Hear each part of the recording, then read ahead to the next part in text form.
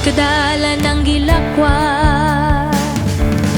sa pagpaambit atong pagabuksan, huna-huna atong pagalaptan, pinaagi sa kaalam atong pagasablayan, bagong panglantaw atong pagasigahan. Bayaw padayon ta karon sa paglambo, paglaom nato ang atong mga damgo. Managiusa ta ikaw ug ako aron makag-utang, tinguhan na pangandoy. Sabay na kung asa ang padulngan, maangkunta ang kalambuan.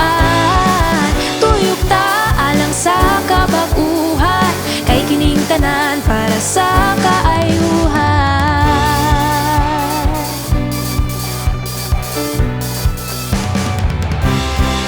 Mga talentong andami pasundayag, madanag yun atong kahayag, matagos sa parte sa katilingban, nga magtungan sa kalambuan, kay usaraman kadalan ng gilakwan.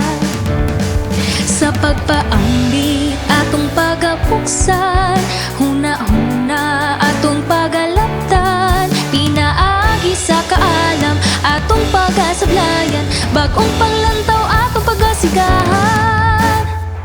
Bayaw padayon ta karon sa paglambo, paglaom nato ang atong mga damgo. Managhiusa ta ikaw ug ako aron makag-utang, tinguhan na pangandoy. Sabay na kung asa ang padulngan, maangkunta ang kalambuan. Tuyok ta alang sa kabaguhan, kay kining tanan para sa kaayuhan. Lambu, lambu, lambu.